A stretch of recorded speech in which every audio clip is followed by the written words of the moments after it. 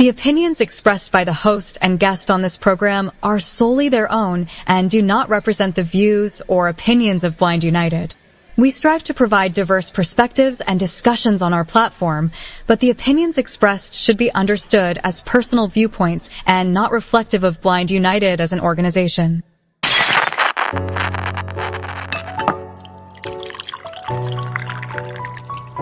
It's time. It's time for Coffee time. Coffee time. Coffee time. Coffee time. Coffee time. Coffee time. Coffee time. And here is your coffee time crew. Good morning and welcome to Coffee Time with Blind United. Happy Taco Tuesday. Today I have just Pedro. Good morning, guys. Good morning. Good morning, Brittany. All right. And do we have any interest groups? Oh, yes, we do. We have a ladies' night tonight, and we have support group, and we have makeup applications. So Oh, wow. support group is with Vanetta, and she is a counselor, and with the makeup applications, that's with Aletha, and she is blind and she really enjoys doing makeup. So if you want to come in there, get some tips and tricks, learn how to do your eyeshadow, your lip liner, your lipstick, eyelashes. They talk about a whole bunch of different things and how you as a blind person can put on your makeup. So it's a pretty interesting class. Okay, I got ladies' night. Damn. All nice ladies' nights, guys. So, come in and, hey, if you're a lady, you know? Yeah, definitely.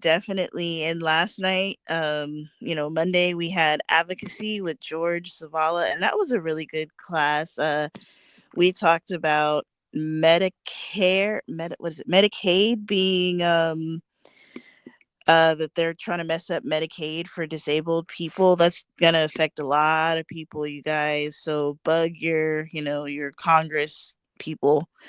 And hmm we talked about Section 504 and how they're trying to mess that up. And it sucks because sometimes the conversation gets a little political, but I think it's unfortunate, but it needs to get that way sometimes because we got to say, hey, look, this is what these people are doing.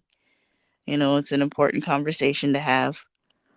Yeah, because it's sometimes when it comes to this is a certain part of the aisle that is implementing and or taking away these helpful government programs that are helpful to us in our community as blind individuals.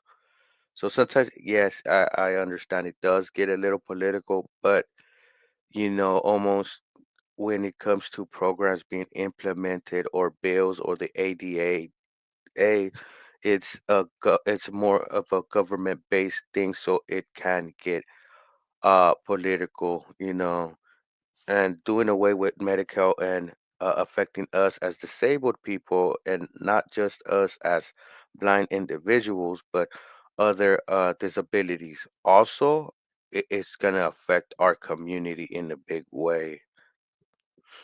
And the thing is, disability doesn't just affect Democrats. There are disabled Republicans. It doesn't matter what race you are, what age you are.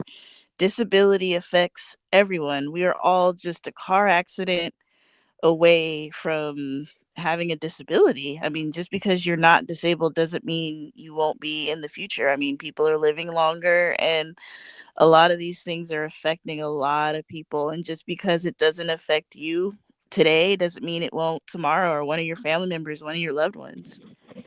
Yeah, unfortunately, yeah, it takes until the individual gets affected, they care about that issue. And sometimes it shouldn't even be like that. We should understand other people and what they're going through, even if it's mental health or a physical disability, you know, we should be understanding and get more aware of that.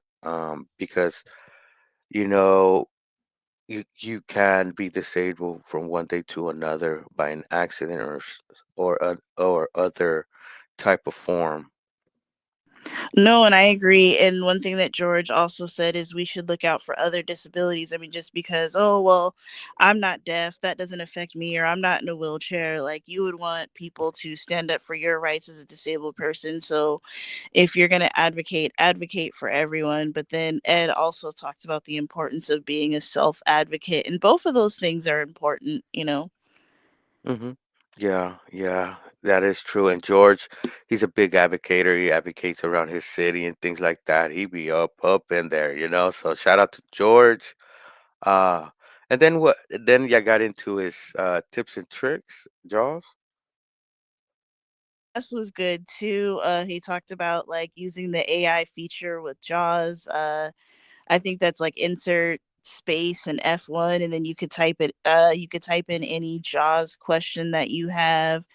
And then I believe he talked about using like OCR with JAWS. So if you're dealing with like an Hmm. inaccessible website or inaccessible screen, you can do that. So he normally gives out really cool tips and tricks. You know, he is Hmm. an assistive technology teacher in Texas. So yeah, no, and he simplifies things in a way so that people can understand it. So it was a good class. We had a good number of people come. And Hmm. Katie said good morning, and she said the ADA and Medicare are very important. Yes, they are. I don't understand why we're messing with the ADA. I mean, I don't get it, but I get it, like the whole transgender thing, that being considered a disability. I don't know anything about transgendered people, but if it does affect a person's everyday life to be um, transgendered, then I guess it should be considered a disability, you know, because then, I mean, if we mess that up for them, like what else is not going to be considered a disability with the ADA, you know? Are we Mm. going to start categorizing disabilities? Yeah, yeah. Um, I don't know. That's a conversation that we do need to have, depending on the percentage and stuff like that. A disability is defined as a handicap, something that can prevent you from accessing public buildings or accessing readable material or educational materials and other things like that. That's another thing to that needs to be discussed right there. But yeah, sometimes I feel, in my own opinion, that these rollbacks of all these type of programs and putting them under the umbrella of we're trying to save trillions of dollars is kind of incorrect in my opinion. um they're looking for where they can take that money and put it, because let's just put it out there. They want to give tax cuts to the billionaires, and for it to somewhat balance out that tax cut, you need to cut so you could have that money and say, look, boom. But that money that they're going to cut right now from these programs ain't going to amount as the much money they're going to tax cut for those billionaires. So it's not going to offset each other. It ain't going to even come close. No, I agree with you. And it just seems like the rich is getting rich and the poor is getting poorer. There doesn't seem to be a middle class in this country anymore. And that's really sad. You know, I mean, I just think that, I don't know, the president, he works for us. And I'm assuming that he's doing what people want him to do. They voted for him, but we did not vote for Elon. Yeah, yeah, and there is a misconception that he won by a landslide, and it wasn't like that. It was a small margin that he won by. And there's been articles. There's an article. A reporter came out, and he went around in different on all 50 different states and saw that they were 3.5, no, yeah, 3.5 million votes purged that didn't got counted in this election. So it could have made a difference because it was a small margin. It was not a landslide. But that aside, These programs are important to several different communities. When we was at the Ability Expo, there were disabilities from different ranges, from diabetes to people in wheelchairs, to people with mental disabilities, to people with visual disabilities. And we all came together at this fair, gave out information. I also went to acquire information for myself around too. So they had different vendors. They had a blind puppy right there. A blind dog. I think she was like 8 years old, and she was just all calm. But a blind dog. So that was pretty cool. They had other things that we're doing also. So as a community, we need to work together, especially when they trying to change and take away some of our programs and some of the programs that we use. Exactly. And George said good morning, and he wants Mr. Davis to know that he got his toilet working. I guess he was having toilet issues and he fixed his toilet. Blind people can do everything that everybody else can do. Just do it in a different way. And George is one of those people who will do whatever he can to figure things out. I mean, he's a homeowner. He has to figure shit out. So, I mean, George, thank you for commenting about that. All right, George. I bet the wife is happy. But we could get into our first article, Bri. We wanna do that? Yeah. All right, let's do that. Hey, Coffee Time crew. Have you ever wondered what specialized housing looks like for individuals who are blind or visually impaired? Today, we're diving into the world of residential facilities and communities that are designed with accessibility at their core, spaces that promote independence, community, and quality of life. 1. Creating homes, not just housing. While entire neighborhoods built exclusively for blind or visually impaired individuals are rare, there are specialized facilities and supportive living environments across the globe that focus on providing accessible, empowering spaces. These facilities go beyond just offering a place to live. They foster communities, encourage independence, and provide resources tailored to unique needs. 2. Notable communities and facilities. Here are some inspiring examples of residential centers that are making a difference. Today, we're diving into the world of residential facilities and communities that are designed with accessibility at their core, spaces that promote independence. Mary Bryant Home for the Blind, Springfield, Illinois. A dedicated residence for blind and visually impaired individuals, Mary Bryant Home offers a supportive community that balances independent living with access to essential resources. It's all about creating a space where residents can thrive while still getting the help they need. Friedman Place, Chicago, Illinois. Friedman Place is a nonprofit community specifically for blind or visually impaired adults. With 81 resident apartments, the facility emphasizes dignity, health, and stimulation through programs like weaving classes and community outings. It's more than just a home, it's a vibrant, supportive community. Henshaw Society for Blind People, United Kingdom. Founded in 1837, Henshaw's offers supported living accommodations and educational programs aimed at promoting independence. While it's not a dedicated residential community, Henshaw's integrates housing support with skill development, helping residents lead more independent lives. The Lighthouse of Houston, Houston, Texas. This nonprofit offers HUD 202 subsidized apartments through its living centers, specifically designed for individuals who are blind, visually impaired, or physically disabled. The Lighthouse focuses on creating an independent living environment while providing education and employment services. Colorado Center for the Blind, Littleton, Colorado. Primarily known for its training programs, the Colorado Center for the Blind also provides residential apartments for program participants. The goal? Teaching independence and self-confidence so that residents can navigate life with greater autonomy. 3. Designing for accessibility and independence. Creating accessible spaces isn't just about wider doorways or ramps, it's about thoughtful design elements that make navigation easier and safer for visually impaired individuals. Features like tactile indicators, high-contrast color schemes, and audible navigation aids can significantly enhance safety and usability. One example of this thoughtful approach is Beyond Blindness in South Australia, which previously offered 24 single-bedroom studio units specifically designed for blind and visually impaired residents. Even though the organization has since relocated, it showcased how intentional design can make a meaningful difference. 4. Building community through accessibility. Specialized housing for the blind and visually impaired isn't just about architecture. It's about building communities where residents can connect, support one another, and thrive.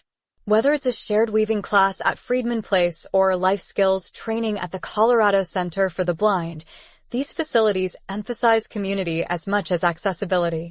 What do you think? Have you or someone you know lived in a specialized facility for the visually impaired? What features would you want in an accessible living space? How can communities be designed to better support independence and inclusion for everyone? Join the conversation and let us know your thoughts. Now back to the coffee time crew. All right, all right. That was interesting. These blind communities. I know they have some out here in Los Angeles. Um, I think out here in Whittier, California. I'm not too sure, but I've been hearing about these blind communities. That's pretty awesome that they have them across the country, even overseas. A community specialized on visually impaired. I would like to experience that. I would like to know how some of these layouts would be like. I wonder if it's more of a simple layout, more of a square grid, horizontal and vertical layout. I wonder how the layout of the homes and stuff like that. And most likely they're gonna have with the apartment numbers with the braille, of course, and stuff like that. But I also heard about the audible cues and signals that they have within these facilities. So I wonder how would that be. I wonder how they utilize that and put it to use.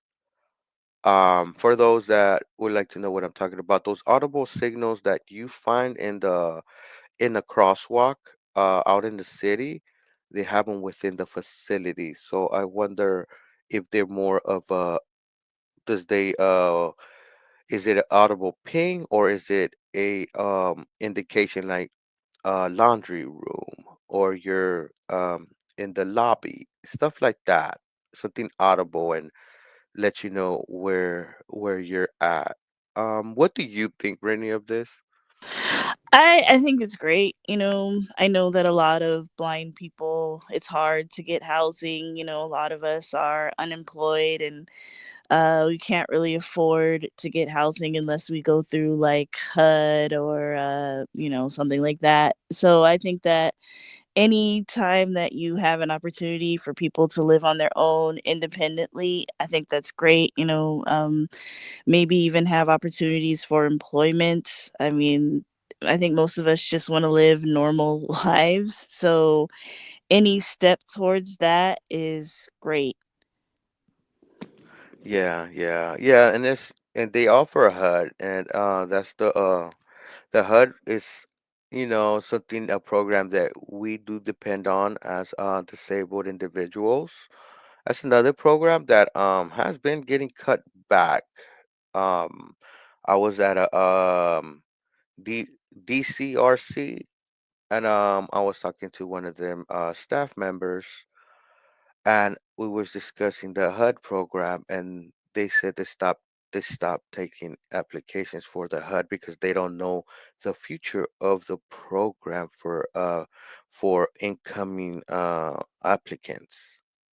So I was like, oh wow. So, we have to be aware of what's happening in our space, even when it comes to these programs. And you're right, Brittany. Somehow it always kind of leads back into politics, and It always does, and I hate it because Ed and Cheryl, both of our founders, tell me, "Hey, don't talk about politics," and I'm like, I try not to, but it always leads to that. So, I mean, it Yes. is what it is. But I mean, and my only other concern about these programs, it's not really a concern, but I know that these programs are expensive, like Colorado Center for the Blind.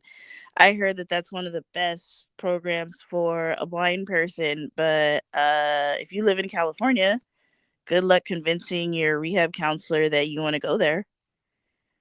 Good luck convincing them to pay for it.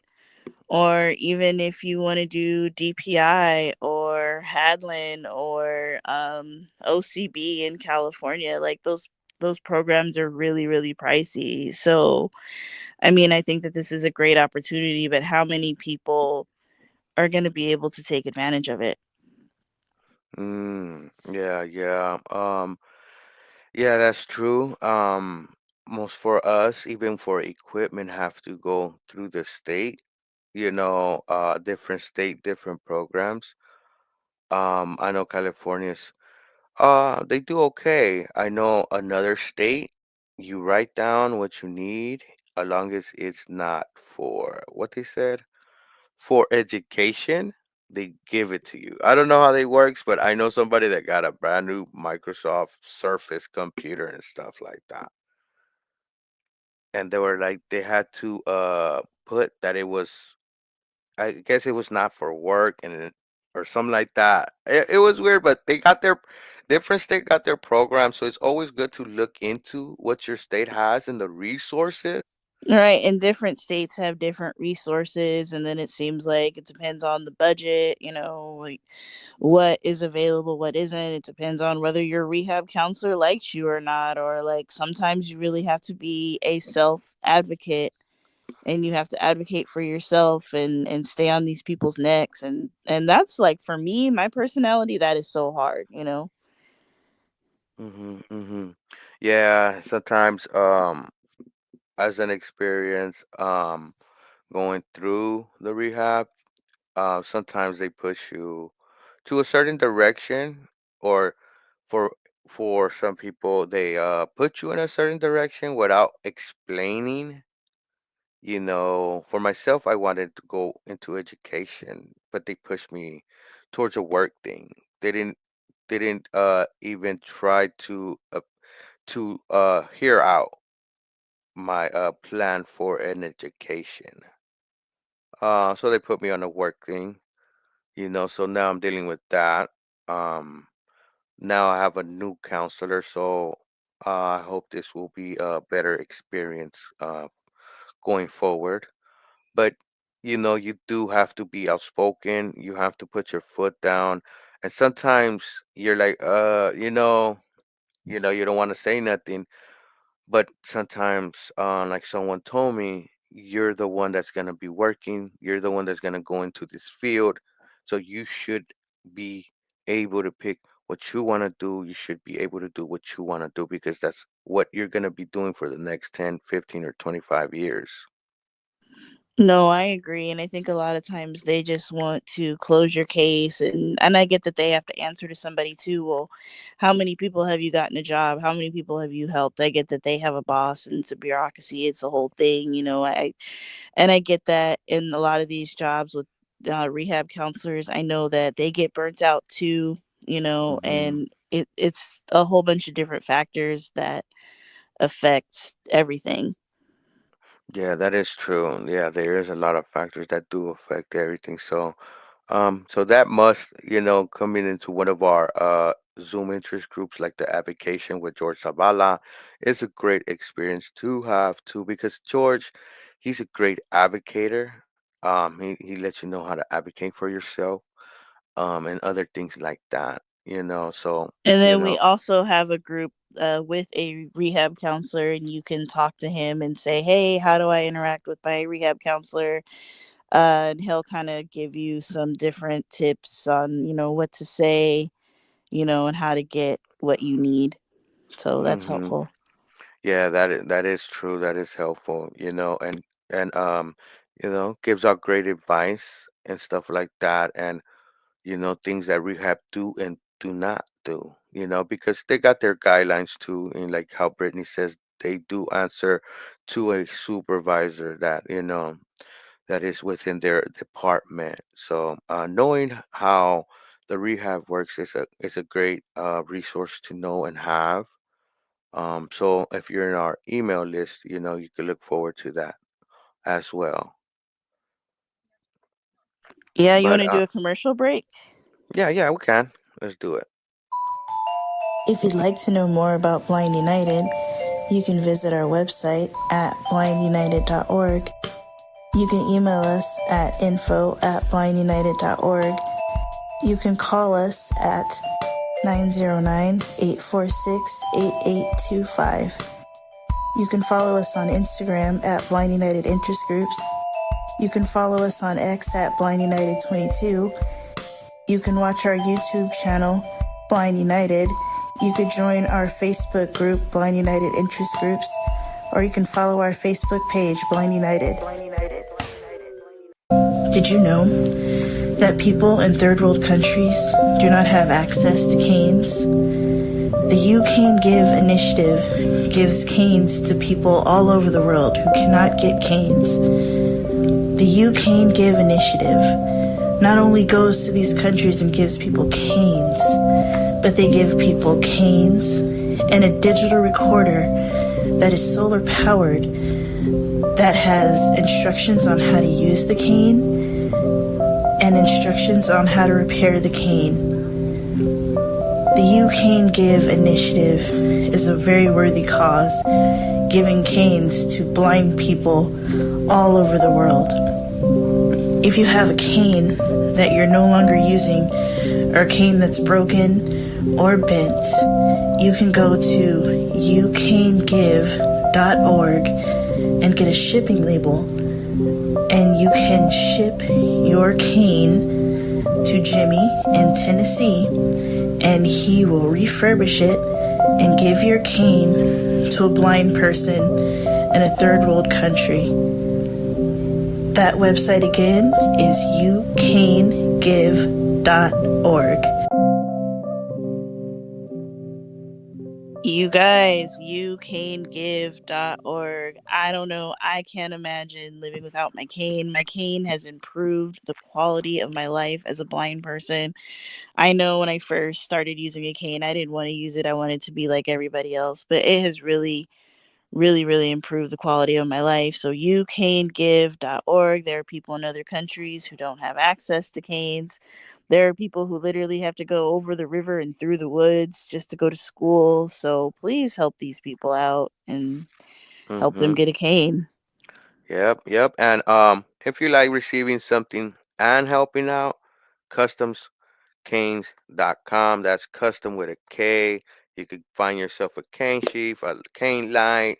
You can you know, customize your cane. Favorite football team, favorite color, favorite word, favorite name, whatever it may be.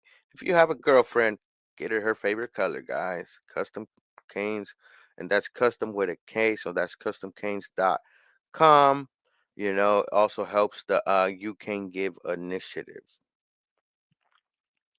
And one more thing too, when y'all see me out in public, if y'all wanna put a cane in my hands that y'all wanna donate to, you can give even in our events to me and Ed.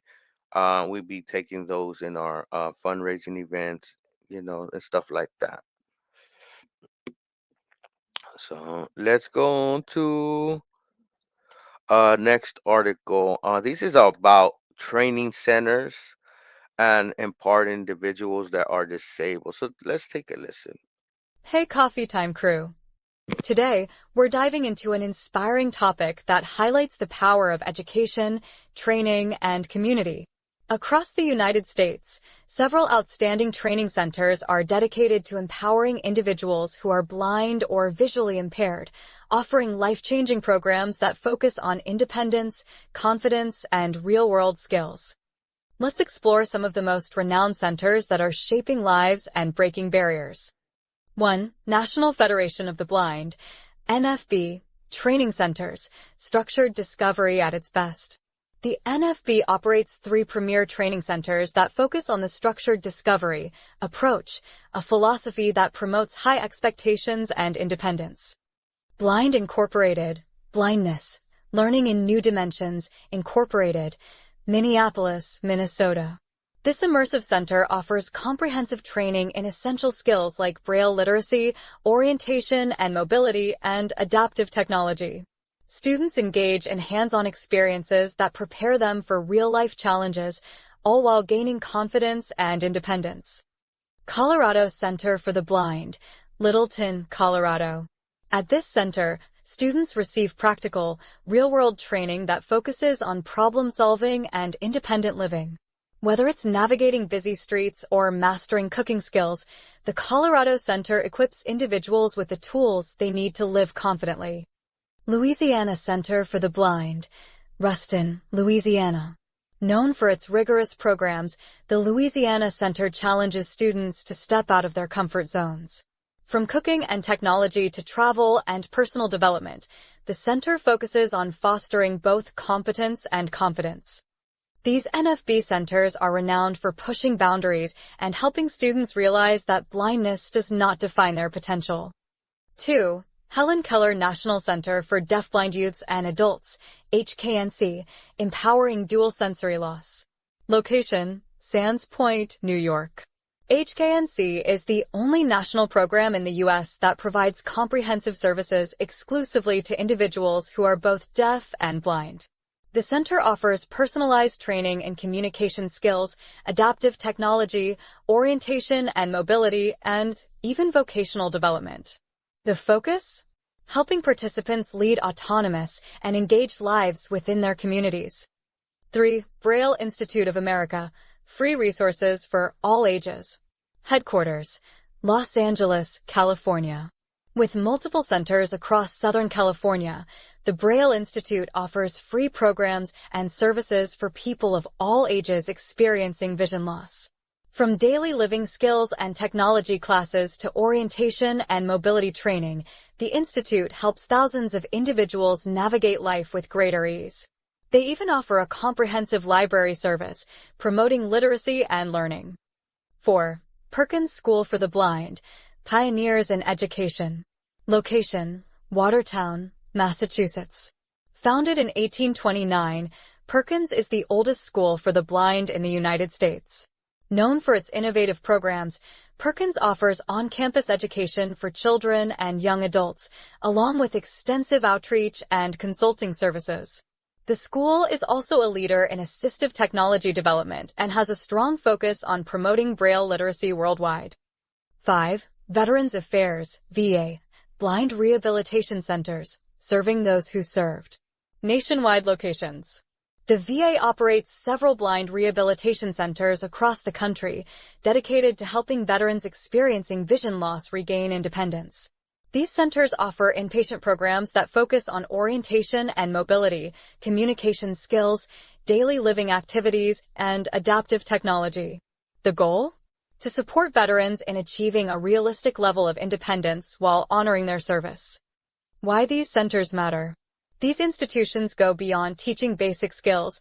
They empower individuals to live fully, independently, and confidently. Whether it's mastering Braille, learning to navigate busy streets, or gaining the confidence to cook a meal solo, these centers are changing lives every day. What do you think? Have you or someone you know attended any of these training centers? What skills or resources do you think are most important for promoting independence in the blind and visually impaired community? How can we help raise awareness about these life-changing programs? Join the conversation and let us know your thoughts. Now back to the Coffee Time crew. Wow. Okay. A lot of resources, guys. A lot of centers to help for independent living. I never went to one of these programs. It would have been nice to go one of these programs. Unfortunately, me as a blind individual when I was young, I did not know about a lot of these resources. This could have been really helpful when I was young. Um, Brittany, do you know anyone that has gone through some of these resources? I mean, there are a lot of resources out there, and I think that these resources are great. It just sucks because, like Pedro said, like if you're not in the know, you're not going to know. I've heard of like structured discovery and all these different things, all these different training centers. And Hmm. it just, like I said, the conversation that we had earlier, convincing your rehab counselor to fund you going to these programs. And I think a lot of times with blind people, it's kind of hard to take away 6 months of your life or a year of your life to go to a program when you are married or you have kids or you have other ties and obligations. We're not just blind, but I think that these programs are great. And I think that they're really helpful to learn different tools. I mean, my only thing is when you go to a program, you got to keep up your skills. You got to, once you go, you got to come home and, use these skills at home. Don't just stop using JAWS because you're not at the training center anymore, or stop traveling or cooking or whatever. That's the thing. I think a lot of times, people go to these centers and don't really come home and use the skills. Yeah, yeah. You must use it not to lose it. Um, practicing your braille, your independent living skills, your mobility skills. These centers provide all these basic skills that we need as a blind individual. I know that um, some people sometimes have a hard time finding a place sometimes to for them to rent. Um, Managers have the negative idea of they're gonna burn my building down and other things like that. Not knowing that as a blind individual, you develop your techniques for cooking and other things like that. Right. I mean, a lot of things it's just people being ignorant. And Katie, she commented and she said that Blind Incorporated has unfortunately closed its doors. She's heard, but yeah, I mean, it's just, it sucks because being blind, people are ignorant. They don't understand that we do things, we just do them in a different way. And sometimes the different way that you do things, a sighted person may look at that and find it really jarring. Like for instance, Ed, the way he travels, it freaks people out whenever we're in public and they run over to him and they're like, "Sir, you're gonna fall off the platform." Yeah, yeah. Well, as a being a complete blind individual and you're trying to find your way, sometimes you gotta trail something is what they call it, you know. Uh, but yeah, people get a little scared of the unknown too, I guess. They see us out in public and I like that. Some people do stop. There's other occasions where people just ignore you and stuff like that. you know. But having these skills and being proficient in these skills, especially mobility and living skills like for cooking and measuring, we do have tools that let us know our measurements for cooking and other things like Right. that. They do have braille labeled measuring cups, and they have all types of different tools. But you just have to, you can still do what you did before, you're just doing it in a different way. And Katie commented that she's never had any negative experiences with landlords. But yeah, I mean, I agree with Pedro. Like, being in public is hard as a blind person sometimes because most people just leave you the hell alone. They're just like, whatever. But some people feel like it's their duty to come and help because you're doing something that looks weird to them. And I get it. I get how something could look jarring or look like that. Oh, shoot, that person's really struggling walking down the street, and you want to just help. But a lot of times, most of us know what we're doing.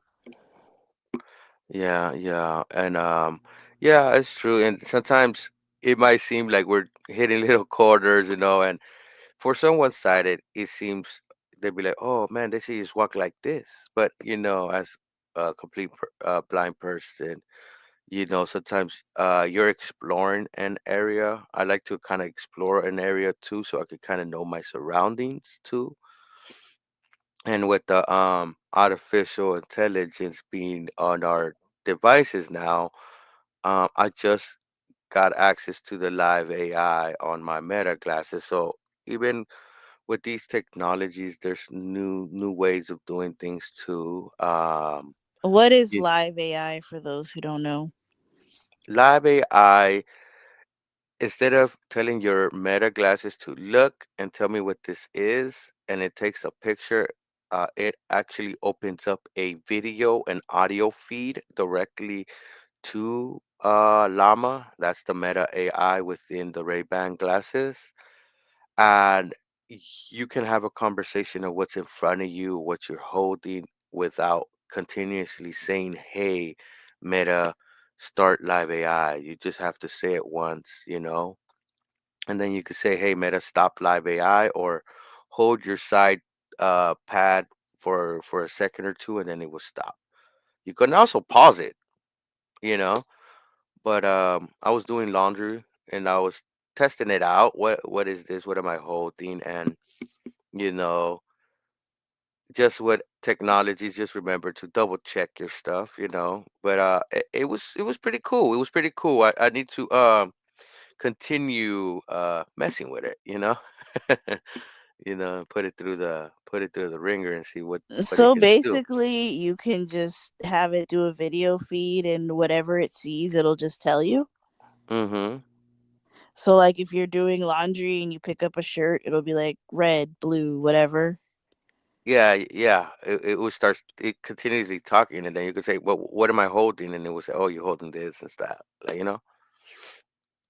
or you could say, "What's in this room?" And it would like when I And told it'll it, "Oh, tell you. Wow, that's mm-hmm, amazing. That's amazing. yeah." So there's stuff like that. So just remember, there's different tools. There's different tools, different ways of doing things, and we will be back after this commercial break, guys.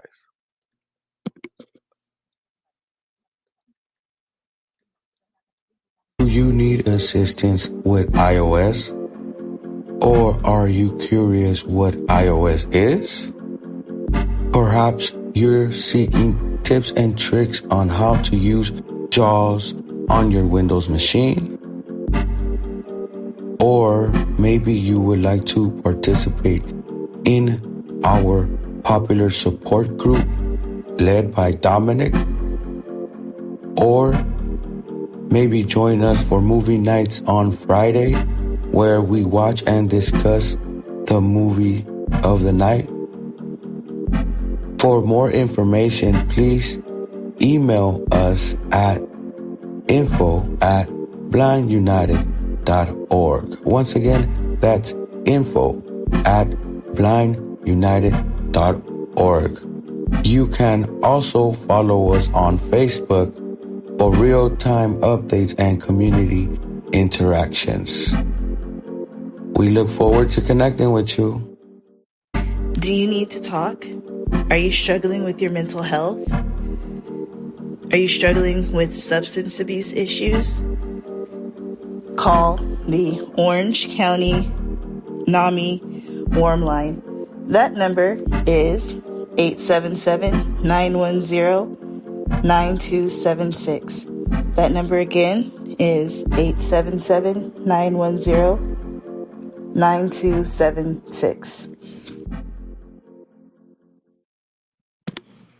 All right, guys, and we're back. For this ending part of the show, we don't have an article. We could probably discuss something. Anything on your mind, Britt, by any chance?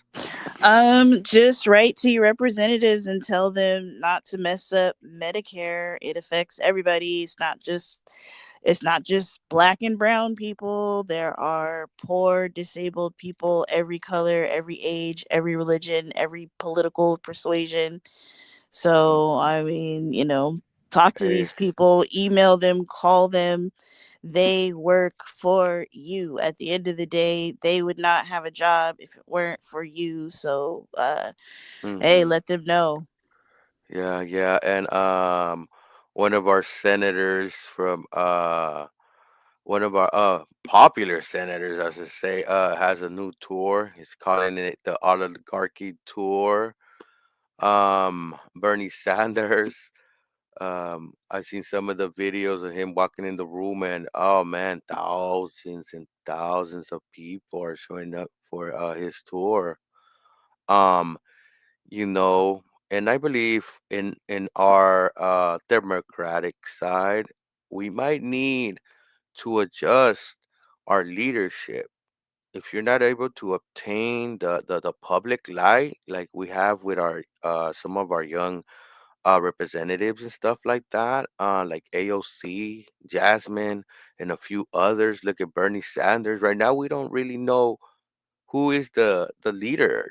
We have people in leadership that I guess this is a new type of landscape, and we have leaderships like in the Democratic Party that I believe, in my opinion, that we need people that are able to stand out, you know, to garner attention, that is able to reach the young public, and I believe Bernie, AOC, and others have that ability, but it's I don't know, they don't get put out in the front and center.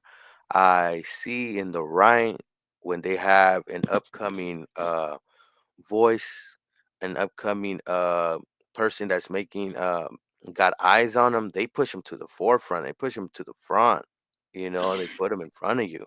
And that's the thing that kind of, I don't want to say sucks, but times have changed. It's not just like, oh, this person's just a talking head on TV. Now we have TikTok, we have Insta, we have all these different podcasts. And I believe that they say that that's how the president that we have now won, because he did the podcast cast circuit. He went on all these Hmm. Joe Rogan and Theo Vaughn. He went on Lex all these different, Friedman. yeah, he went on all Hmm. these different podcasts, and he did, interviews, him and JD Vance and Elon. So they got their opinion out there, and people heard this and said, oh, well, this person, this social media person or this podcaster that I really like is going to vote for this person. So I should vote for this person. So media matters. What people see and hear matter. I mean, I'm not saying that not everybody is up on the news. I love to watch the news and listen to political stuff, but not everybody is into that. So for those who are not, we have to get the word out some kind of way, and social media and podcasts are the only way we can Yes. really do it. Yes, and a great example of that is the Midas touch. The Midas touch, for how they obtained a interview with Joe Biden, and I think that was a step in the right direction to acknowledge the media, because that the legacy media, yeah, it's there. I like to watch, especially local news and stuff like that, but we have young folks, and we have these young folks that don't watch regular television. They're online on TikTok, they're on YouTube, they're on Facebook. And like you said, yes, on the right, they had that podcast circuit. And we somewhat have something similar, but they have us outbid. They have way more than what we have. The Midas Touch just surpassed the Joe Rogan as the number one podcast. Um, and you see a little bit of the pushback from Joe Rogan towards Elon Musk a little bit, even though that's his one of his favorite guests is, according to Joe Rogan, a super genius. To me, I say he's an intelligent man. He's not a genius. He could be a genius in his so-called profession or in his sector that he works in. That doesn't mean he's going to be a genius across the whole board. But that aside, we do have podcasts that our Democratic Party should be taking advantage of, should be acknowledging them, because they take time to put their shows together. They well thought out. They get into in-depth interviews, and I think they can um take some pointers from the right on how the tactics they somewhat utilize. um some of their messaging on the right, even though it's a little cringe, their messaging, they are able to message to their to their viewers, even though it's in a negative messaging way, or it might not be a solid fact. It might be somewhat embellished, or it might be a straight out lie, but they are able to get it to their to their base, to their listeners. For example, that Social Security is paying people that are 200 years old, and I believe that's a incorrect fact. So even though it's incorrect, it was able to reach across to their viewers and was able to get that message, even though it was I incorrect. agree. I agree. I mean, because the Republican Party or Make America Great, all these conservative podcast things, it's a brand, the Daily Wire, and yes, their message is cringe. I may not agree with their message, but there are a lot of people that agree with it, and they put their message out there. So we need to put our message out there. We need to be a brand. I think that the Democratic Party has a branding issue, honestly. Like, we really need to be like, okay, what do we stand for? How do we put this out there? People, let's have Kamala or whoever, Alexandra Ocasio-Cortez, Jasmine Crockett, let's have them go on these different shows. Let's have them talk to them for an hour or two, see what they have to say, see what they're doing. And that's all we can do, Hmm. and I believe that a lot of these podcasts or, TikToks are spreading a lot of misinformation. And if you see this stuff on a loop, eventually you're going to believe it or say, hey, I agree with this, and I don't think that's good. I think that that's kind of how the president that we have now won. Him and his people, they were spreading a lot of misinformation, and a lot of people believed it. Like I know if you have been seeing social media, you have been hearing about this $5,000 stimulus check. Supposedly, if the Doge, uh, unofficial department of the United States, that's how I'm gonna call it because they're unofficial, um, saves all this money. This is I guess it's what the American people are gonna get. But you know what? It's just I guess it's not a fact. It's a lie. I was looking into this, and a lot of people are talking about this. And I don't believe it's no concrete evidence on this claim, but I hear people on the right saying, "Oh, see, this is what's gonna do. This is what they're gonna give us for saving all that money," and that's incorrect. Um, I know I seen a social media post that said it will be passed on February 30th or the 31st. Indication of people not reading the whole post. But you hear different people talking about, oh, we about to get a stimulus, and why are we gonna get a stimulus when they're supposedly trying to save money and cut money? Yeah, that doesn't make any sense. And the thing is, okay, with Doge, he's getting rid of a lot of government waste, but the way he's going about it is wrong. I mean, you're getting rid of a lot of essential people. And just because you don't understand the importance of their job, like, there's a lot of people in the government, they're working, they're trying to make sure that we don't have another pandemic. Guys, I don't want another COVID. There's air traffic controllers making sure that things are safe in the skies so we don't have all these Hmm. plane crashes. There's a lot of people that are government workers who keep our national parks, looking good, and, deal Mm-hmm. with conservation and the environment. Like, the Correct. environment just doesn't affect poor people, it affects everybody, but I think that people sometimes they're like, oh, we can cut that, we don't need that, it's not affecting my life, and you Yeah. never know. Yeah.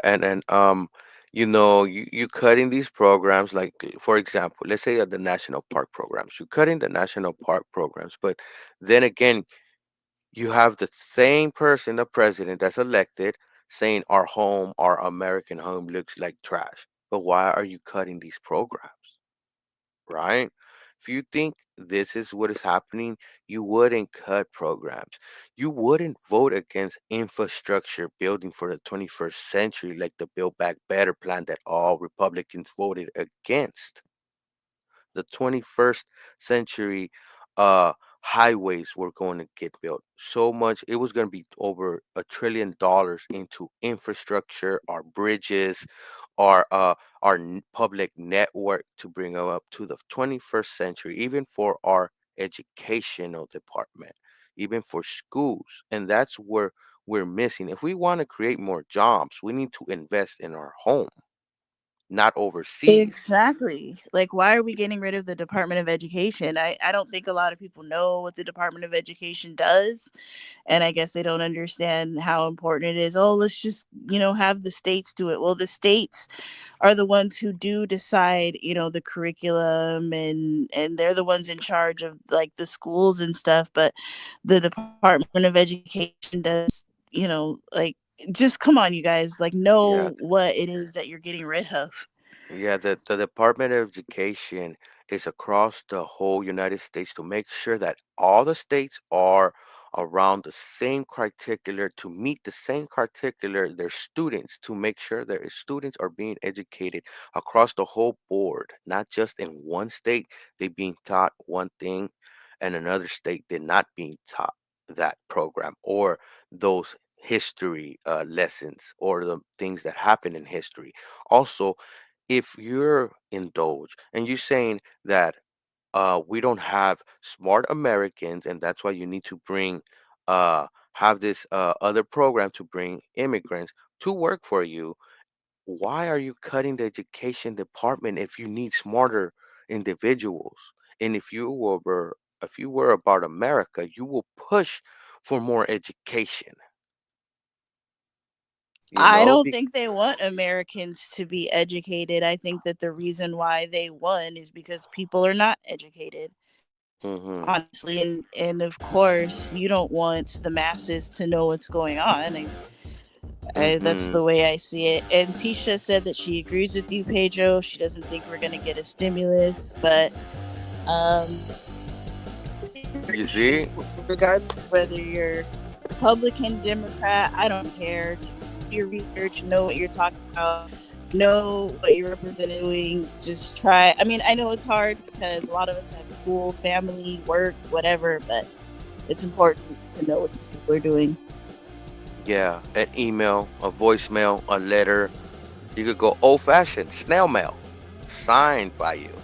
You know, let them know that you will not vote for them. Let them know also that you will be actively telling people not to vote for them. You know, if you live in a purple district, this is the time to be calling them. Let them know you will go blue. If you're a Republican, you don't like what's happening, let them know you will vote blue, because this affects everybody in the United States. I mean, Republicans are losing their jobs too. I mean, there are I Republicans know. that are, government workers as well. So and even if you do live in a Democrat state, like, put some pressure to them too. Hey, y'all, like, what Trump and Elon is doing is wrong. You guys need to fight back. For Yes, that, yes, you're on these yes. people's necks, man. Yeah, they do need to fight back. Let your congressman know, your representative also. Let them know that they need to fight back. There's not the time to sit back and let these programs die or get affected, because millions of people will be affected. Anything else on closing, Brittany? No, just happy Taco Tuesday, and Whoop Tisha whoop. said who's making her tacos. Good morning, Tisha. And in that note, guys, we will be out. It's ladies' nights in our interest groups. If you're listening on Facebook, follow us on our page, support. If you're on YouTube, like, subscribe, hit the notification bell, and hit that all button so you will always be informed when we have a live coming. So happy Taco Tuesday from Blind United, guys.